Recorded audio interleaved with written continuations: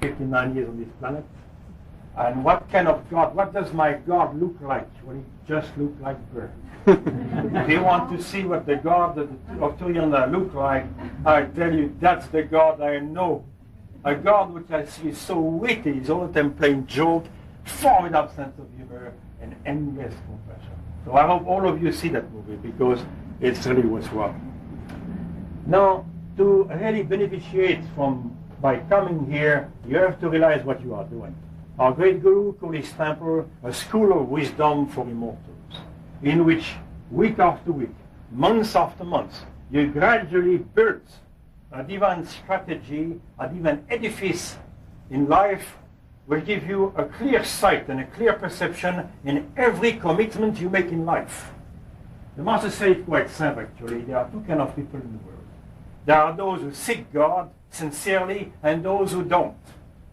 And those who don't, as you know, the principle of reincarnation bring you back in the same schooling again and again and again and again until one finally make the grade. It is why Mahavatar Babaji say, experiencing dire fear and colossal suffering inherent to the endless cycle of reincarnation. Therefore, the more you begin to understand the whole show of God, the more you are willing to get the hell out of it. Believe me. Because indeed there are much higher plane of consciousness in which we can live. At its very best, the Master say here, is nothing but a penitentiary colony for spiritually retarded people. However, the moment you begin to develop your God-given intelligence, it becomes a school of wisdom for immortals. And therefore you begin to laugh at the antics of the world because you begin to understand what's actually happening. And that, my dear, takes a lot of wisdom to be able to not cry and laugh looking at the present world today. So last week I spoke of a cosmic evolution known as the Yugas, in which automatically you and me descended from cosmic consciousness. Once we were one with God. We had cosmic consciousness, and gradually we are framed, as the Master called God, the divine framer. God hypnotized us, put us in a state of amnesia, and make us believe this entire creation under hypnotic illusion known as Maya. I explained to you what space and time were. Albert Einstein understood that long before anyone in the Western world could understand that concept. Time and space are states of consciousness. As the Hindu scripture said, time is a book. Unfortunately, the pages are being turned for us. We don't turn the page. Past, present, and future are all existing simultaneously. Therefore, wherever the book is open for you, that's where you are. Let's say the book is there, 20th century, your consciousness is any angle, and you see nothing but 20th century. When actually, past, present, and future are being enacted in one colossal screen, which is finite. Albert Einstein called our universe, everything is finite, floating in the absolute. Therefore, in that big screen is past, present, and future, all existing simultaneously, for evolution is only a suggestion from God. The soul does not evolve, it gradually reawakens through a process of first coming down from cosmic consciousness, entering into mineral, vegetal, animal, and enter finally a specifically created body created by God, which I explained to you last week. Our God, what was first, the chicken or the egg? What did he create first? God took a spermatozoon and an ovum and put them together, and out of that flash of light came the first human being, as explained by those who have cosmic consciousness, not by our present neuroscientists or by biologists who are far yet to the truth of the creation of human being. No, we did not descend from the ape. I think the ape deserves something better than us. So, if you can understand the concept of time and space, you begin to realize that you can jump. Those are places. As I explained to you, each time the Big Bang comes, which Mr. Carl Sagan barely touched when he spoke of India, days of Brahma, 314 trillion years, God projects everything at once with the prop man, Everybody already made, all the decorum, everything already made, like a theater. You don't wait to have a seed to grow until a tree. You put everything there and come again for 314 trillion years, the creation. And after that, everything disappears. But if at that time, when creation ends, we are talking to each other, we go into bliss. Maya is gone, your soul is free, you go back into bliss. Yet, since you had not finished your realization, next cycle of Brahma, you reappear where you were at the time. The French made a movie like that, The Visitor d'un Soir, about 30, 40 years ago with Jules Berry. It was exactly, perfectly present. Sometimes some of those movie makers have an insight, I don't know where they get it, but it's an incredible depth. So I explained that last week. So this week, I'm going to condense in 35 minutes fate, the difference between fate and destiny, karma, the laws of cause and effect, and free will. Now, I would take a seminary of about 3 hours a day for at least a week to explain to you that. But if you do your duty, every day you study the lessons of Yogananda. Everything I'm telling you is in those lessons. If you study every day, not only you are going to read, but you're going to remember. Because we are omniscient, omnipresent, and omnipotent. And all those studies is not to have a colossal intellectual baggage, to awaken who you are. The greatest joke, Bertrand Russell understood it so well when he said, Lord, if you'll forgive me the little joke I did to you, I will forgive you the big one you did to me. It's the greatest truth possible. We don't even know who we are. So when Milton Berle say, ladies and gentlemen, my name is Milton Berle, and I hope you know yours. And believe me, he was correct. Nobody knows their name, which is what? Sat Chit Ananda, ever blissfully conscious of one's eternal existence. It's you and me. We, the immortals, life after life, like crawling on the mud ball of earth there, for a little money, for a little position, a little recognition, a little love, a little something. And then we die again, we come back and we forget about everything and we start goo goo gag gag goo goo like that.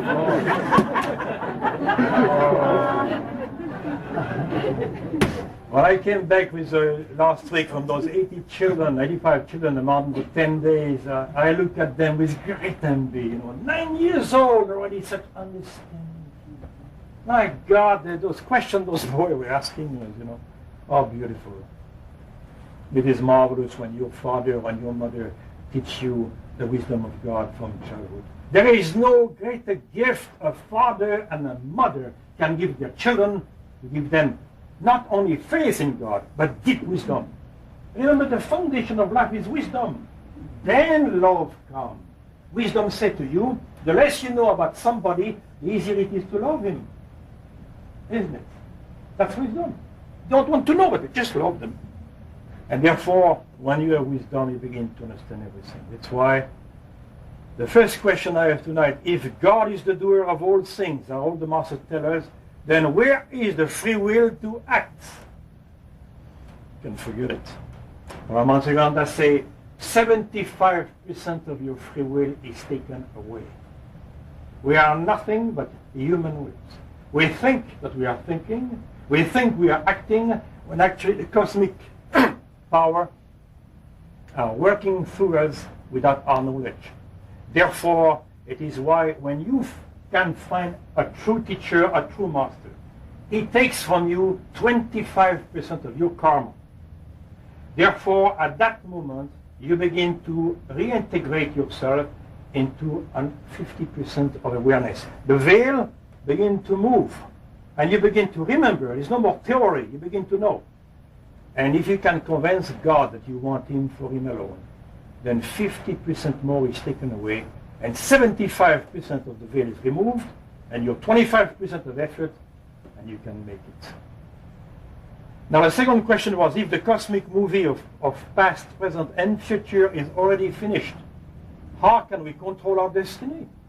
Nostradamus, of all people, as we have seen the movie about Nostradamus by Wolper and commentary by Orson Welles, an excellent movie. It shows with great accuracy how Nostradamus could see 400 years ahead all the happening of the world. In fact, he predicted the colossal drought which is happening all over the world today, and all the starvation in Africa. He predicted that 400 years ago when the comet of Halley. So the future is already made. The movie is finished. It's all there. Everything is there on a big screen. But you can change your destiny. Fates mean that you make absolutely no effort. There's all kind of things happening to you. You just let yourself sink into the misery of experience in life when you suffer. The moment you suffer physically, mentally, emotionally, spiritually, you fight like a tigress and you fight like a lion. Then you begin to change your destiny. Because suffering is a approach to remembrance. It tries to make you remember who you are. The quicker you learn, the less suffering you have. That's simple.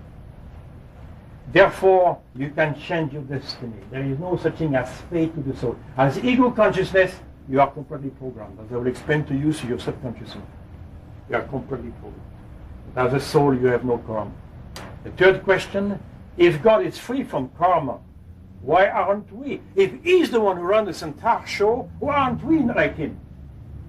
You know what he said? That's the way it is. That's the way it's going to be. That's not the answer to Paramahansa Yogananda. So you said, thanks, Lord, appreciate it.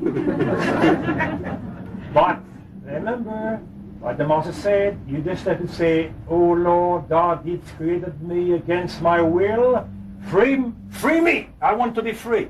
If you say it loud enough and you prove to God you want to get out of here, He can free you. Remember that. But you have to want to. Now in Galatians, in the Bible, chapter 6, verse 7 and 9, we are the laws of karma, which are explained, as Moses explained when he said, an eye for an eye, a tooth for a tooth. Most people have not understood those statements. He say, be not deceived, God is not mocked. For whatsoever a man soweth, that he shall also reap. For he that soweth of the flesh shall of the flesh reap corruption, but he that soweth of the Spirit shall of the Spirit reap everlasting life. Well, it's simple. Everything in the universe is interlocked by cosmic laws of magnetism, of electromagnetism. As you begin to have evil thoughts or evil actions or evil feeling, you automatically begin to magnetize every cell of your body with this destructive energy. And being gradually magnetized within yourself with destructive energy, you draw all the misery of your life. You get raped, you get robbed, you get beaten up. You go in all kinds of circumstances which one has drawn automatically due to the laws of magnetism. Attraction and repulsion, that is karma. There is a state in between. There is positive, neutral, negative. Those are known as the three gunas, the three cosmic rhythms originating from space, positive, neutral, negative. I love you, positive. I don't care, neutral. I hate you, negative. And our mind with 50 to 60,000 thoughts a day, electromagnetic impulse entering into your brain, into your medulla oblongata, go into your cells, magnetize every cell of your body. That, my dear, is the law of karma. Therefore, you can imagine, when you watch wrong kind of movie, violent movie, foul movies, you are being magnetized without knowledge. And God cannot be mocked. Again, in Deuteronomy, He said, I set before you this day a blessing and a curse. A blessing if you obey the commandment of the Lord your God, and a curse if you will not obey the commandment of the Lord your God. Those are not suggestions. God is a dictator. He has made His laws. You cannot break them. It's not suggestion. Those are commandments. And believe me, the prophets were right. Therefore, God is the maker of the three gunas, the three cosmic rhythms, which passes through every thought, every feeling, every word, every action, and leaves traces within your brain as specific habits made of biochemistry fixation. Not only biochemistry fixation, but in the molecular biology into magnetism, powerful magnetism. Therefore, as the civilization begin to know the incredible power of the subconscious mind, in fact, today our scientists speak today of reprogramming the subconscious mind. Paramahansa Yogananda spoke of that in 1920. Therefore, we are under cosmic dictature. Sri Yukteswar, the guru, that incarnation of wisdom, said, the intelligence of man cannot be properly guided until it has accepted the inescapability of karmic retribution. When I broke my foot there, I was putting some gravel on the path so nobody would get hurt. I broke my foot. I went in front of my guru in excruciating pain. I said, yes, sir. At that moment, the phone call came there in the kitchen, and one of the great saints of self-realization was just calling me at that time. And as he was talking to me, all the pain disappeared. And I said to her, well, I just broke my foot. And she said, I know. That's why I'm calling you. Now, I had accepted that as a retribution of something I did in the past. Then you don't resent anymore anything happening to you. You know that whatever happened to you, good and bad, you have done mathematically something similar to somebody else. And believe me, every human being on this planet, the mother said, within themselves, within their subconscious mind, a library of active memory bank containing the vibratory latent impulse of self-destructive behavior accumulated to the countless violent existence. Now we go to Lebanon now. Those people belong to the criminally insane asylum. In fact, more and more in this world, everybody is killing each other. We see constant unrest. People enjoying killing each other. Not my psychiatry. If you look psychiatry, it's criminally insane. And all of us, as within ourselves, those ticking bombs, as the master, known as samskaras, that which influence. And therefore, it is said again, whatsoever a man soweth, that he shall also reap. With what measure ye met, it shall be measured to you again. Man, by the using of his free choice to do good or evil, become the creator of either his fate or of his destiny. In the news, they were showing a lady who was for 42 years in a mental asylum, and she had done nothing. It was her own family to get her money, who put her in that asylum, and for 42 years she was there. You have people who go in jail for 30 years, they've done nothing. No, my dear. You can erase from your dictionary the word innocence. The cosmic IRS find you in any disguise you are wearing. Life after life, the karma find you, believe me. As I told you when I broke my faith, if the mafia has a contract on you, and you take refuge in the monastic order, they can't touch you. But they wait. In New York, they waited 7 years for the guy to come out, and they got him. But the karmic law found me here as a monk. I broke my face in the ocean. Something I had done somebody else in the past. But this time it was less painful because the ocean did it to me, not somebody. It was more honorable, but quite painful. Therefore, the mother say, man's godlike quality is free choice. Man's godlike quality is the free choice he has given to you. And I know stories about my guru, and the respect, the unbelievable respect of the free will he had for his disciples is beyond beliefs. He always has the power to accept or refuse to act for either good or evil. Before he acts, he has freedom. But after he acts, the effect of the action will follow him. That is the laws of karma. Just as a mental conception of good will not make one good, both virtue and vice require activity. So as choice must be made, temptation has power because lack of spiritual experience make comparison between spiritual and material happiness impossible. It is utterly impossible to resist temptation of the world unless you have something better gradually given to you through meditation. You may be a man, a very moral man, or a very moral woman. But gradually, through the influence of company, they can trigger some of your previous personality in your subconscious mind, which were not so strong, and therefore you will fall again. The only salvation to conquer yourself is by daily communion with God.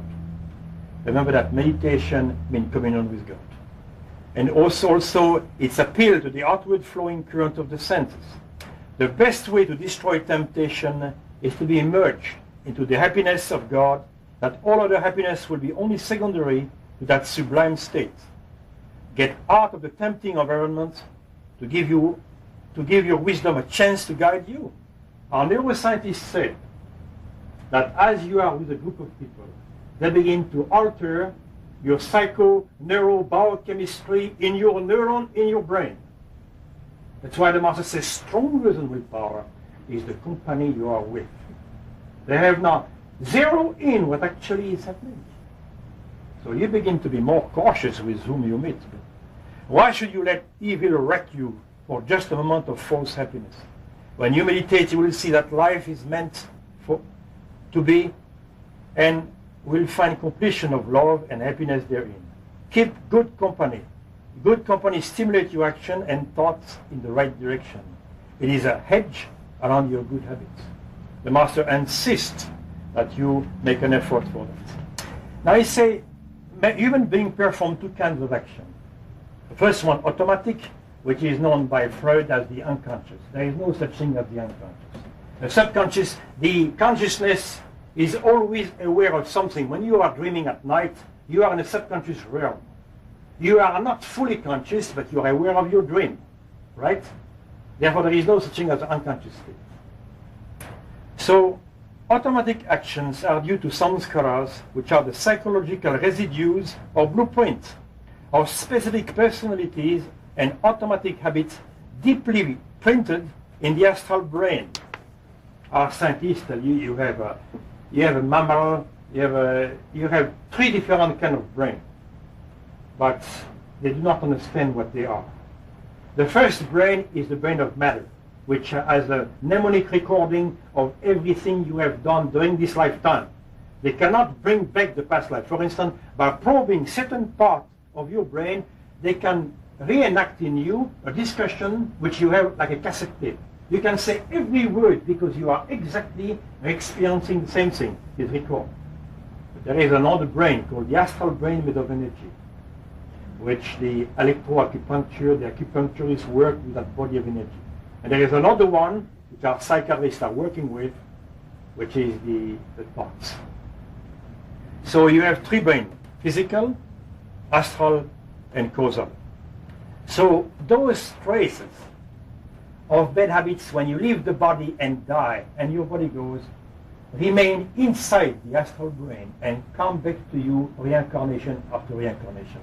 This is why Renoir, the great exuberant French painter, said, "I loved woman even before I could walk." Now, seemingly shocking statement, isn't it? No, it's a scientific statement. Because at the age of 3 years old, your bad habits begin to gradually probe and guide your life automatically wherever they were. Pictures of boy, what kind of father is he? He's 16 months, he's smoking a cigar. There's a picture of the boy smoking a cigar, 16 months. Another one, an English boy, about 2 years old, with great delight smoking a pipe. You look at, oh Lord, right there, reborn. Those bad habits are very well implanted. Therefore, they are known as samskara, are the dormant traces of our past karma.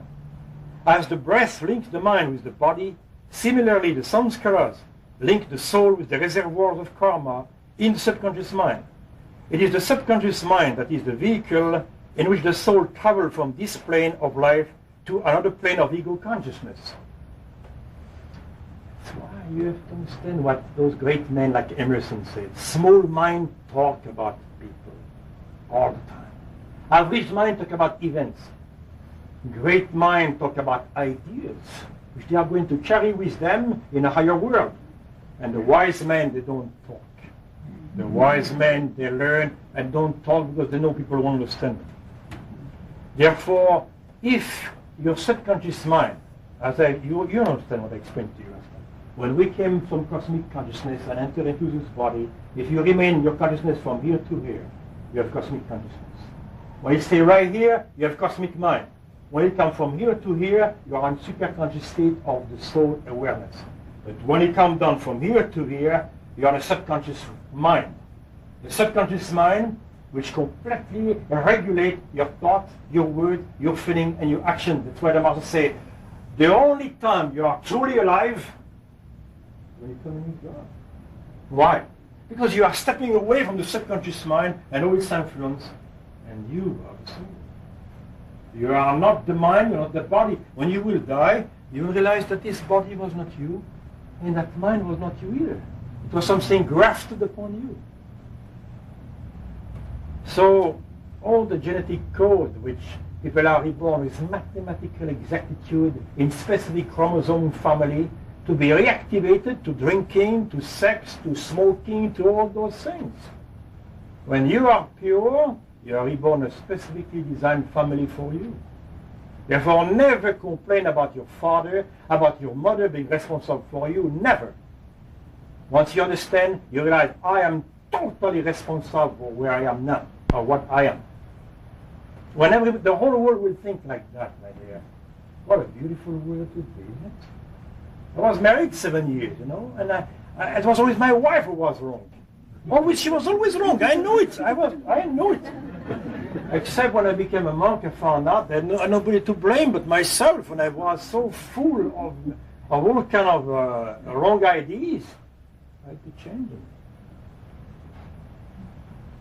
This present link of life is but one link in the chain of countless incarnations.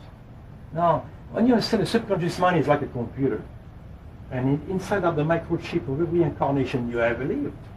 Now, the vibration of individual punch card of a specific personalities. Therefore, when you are like me, for instance, I'm most of the time in peace. But don't try to walk on my toes. You see a different person from 1 second to the other. If you trigger me in a different way, you see a guy completely different to what you know. And so many people can't understand the behavior of saints many times. You see Vivekananda and Brahmananda, those colossal spiritual giants, who were yelling at each other because his car went into the garden of Vivekananda. And the monks were laughing like mad to see those great giants fighting for a car and a cabbage. So we have multi-personalities in our subconscious mind which can be triggered any time by one word. And so when you are married, be careful how you treat each other. Because you can treat the words. That's why with all that battering wife you see. Remember, all of us have been for countless incarnation soldiers. The past 2,400 years has been a long trail of blood. Descending Kali Yuga, total misunderstanding about everything and endless war, and then 1,200 years more. So all of us have those very tendencies of violence. And that's why we enjoy those, like Rainbow 2, Exterminator. And now that's movie, the boy 9 years old had seen that movie. Their parents let them see a movie like that. I hope it's not what we Americans think. If this is the spirit of America, then we have the wrong kind of spirit, believe me. Therefore, this present life link is but one link of the chain of countless incarnation. Much of our karma is latent, hidden, unmanifested. As just 1/10 of an iceberg is shown above the surface and 90% is hidden in the ocean, so only a fraction of men's karmic tendencies bear fruit in our present life circumstances. We come in this world with a colossal karma which we have created, and in this lifetime we are working a very small portion. Unless you are doing Kriya Yoga. The mother say here, life which are, this is the fate of the mass now, fate. Lives which are governed solely by the unseen controller or laws of cosmic causation, karma, the hidden player of the game of life, and not by true wisdom, lose their independence and cannot say yes or no where they are hurled in the righteous or evil way. I have a young boy, mother came there crying to me because he did shoplifting.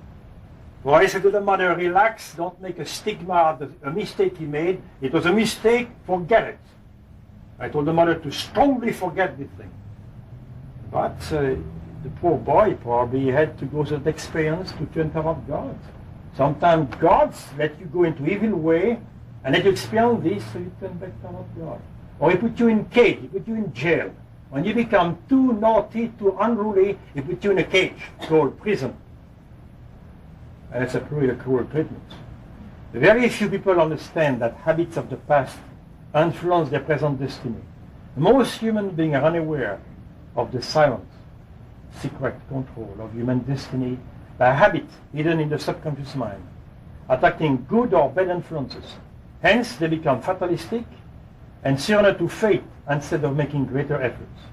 Very few masterminds can use exclusively their power of free will to do what they want to be in life. And especially when you want to become spiritual. As long as you want to be evil, the whole world assists you. But when you want to become spiritual, all hell breaks loose. That's why so many people say, man, since I tried to become spiritual, it's much harder now than before. It's correct, because you are swimming against the current of the world. But when you leave the body, you and me, one by one, we pass, and then comes the judgment. That is the computation of all that thought, word, feeling, and action, and that prepares us for our next incarnation. And as I told you, there is no lawyer to defend you. The karmic laws, as I saw many times when I saw that big screen with all the various facets of my life, and everything I was able to understand at the same time. And you are confronted by it. And the Master said, if you have made a spiritual effort during your lifetime, God will sit by you and show you that it was just a play, a cosmic play on the stage of time. But if you have not made any kind of effort, He will make it real for you, and you will have a great pain and suffering.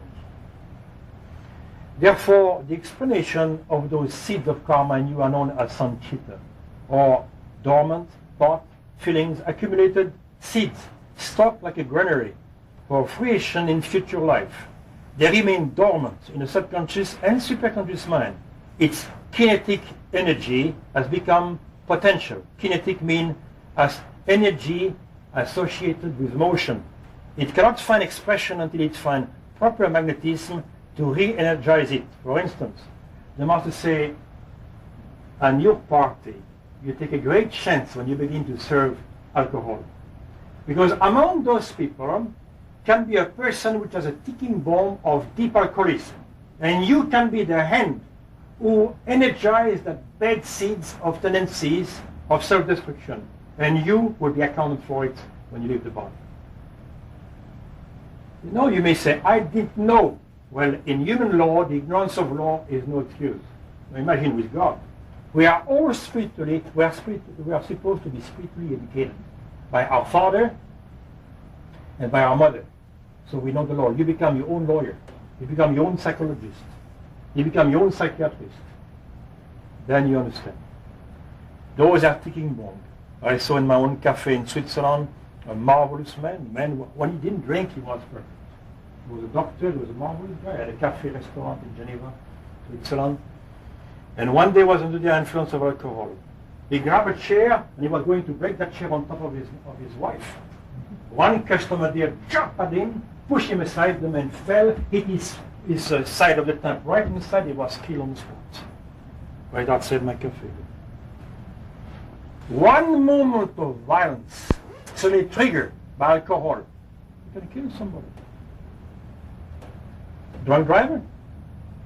But we have drunk driver all the time who are killing people by the thousands. And the karma is terrible.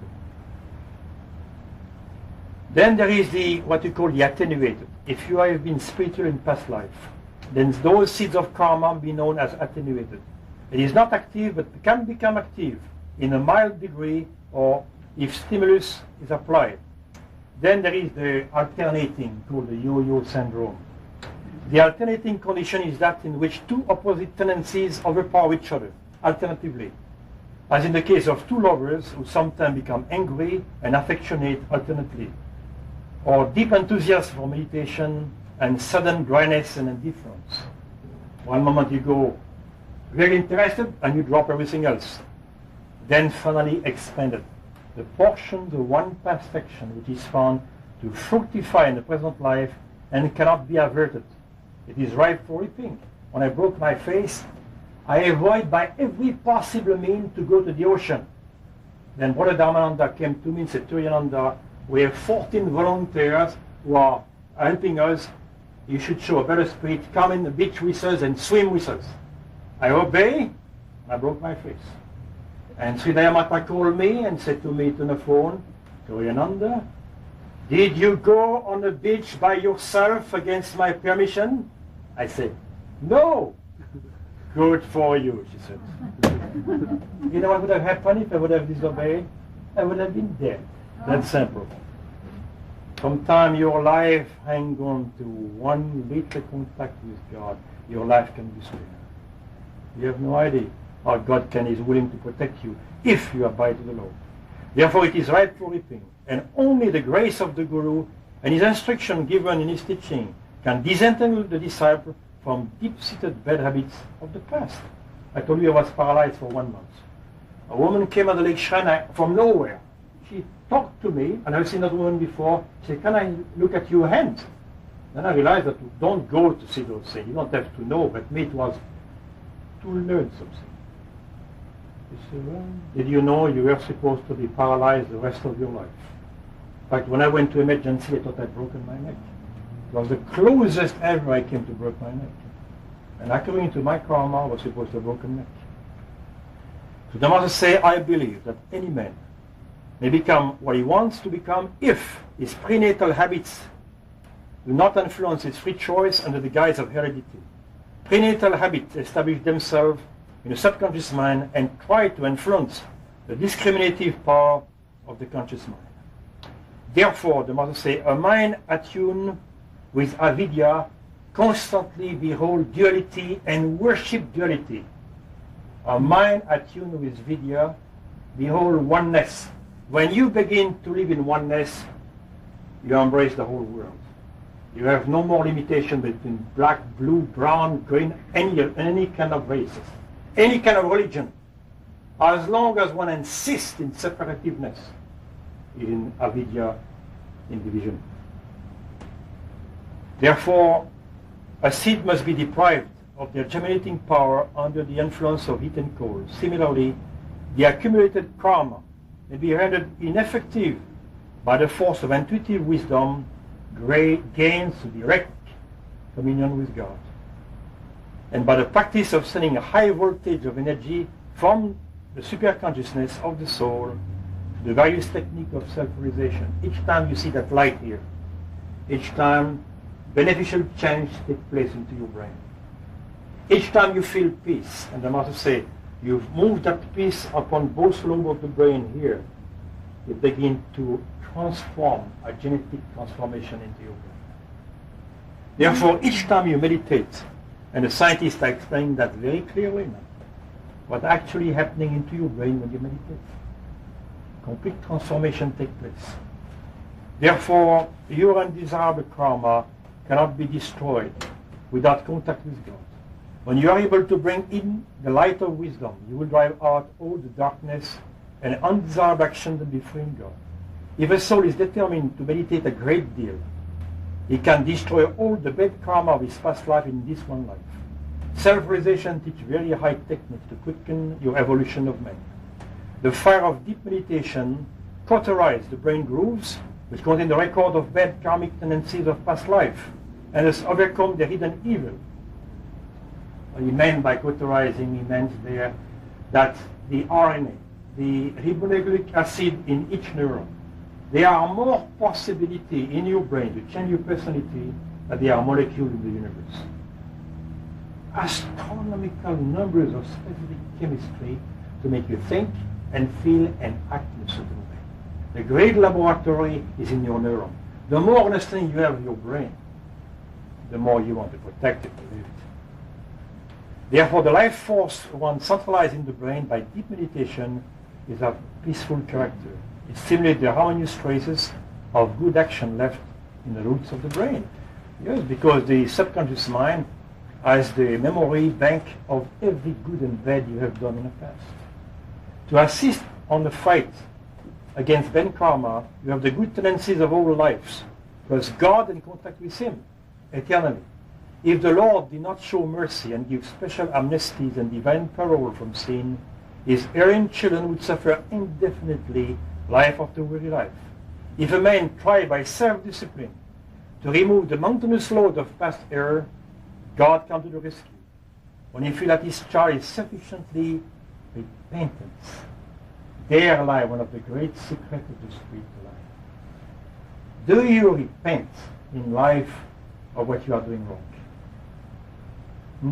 To yourself. You don't have to tell anybody. You don't have to go to confession. Your conscience is God's intelligence vibrating to you.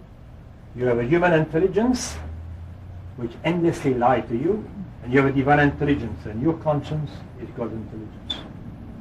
Therefore, the Mother says, if you become repentant of your offense, you destroy the age-old darkness of sin instantaneously, manifesting the liberating light of His presence. As soon as you touch God, you go beyond the laws of cause and effect. Next week I will continue.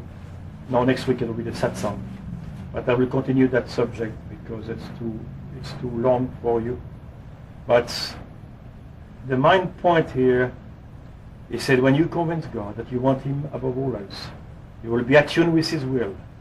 Then the disciple is freed from chains that make him an earthly prisoner, and his own higher will, self-will, will become operative. The devotee make this surrender at first, perhaps reluctantly, only to find himself in possession of a divine will of which he was entirely unconscious. Also he feels the influx of power flowing into him to whom he has made the surrender. So the Guru is omniscient, omnipresent, and omnipotent with full power. He was like us once, and he graduated to that state.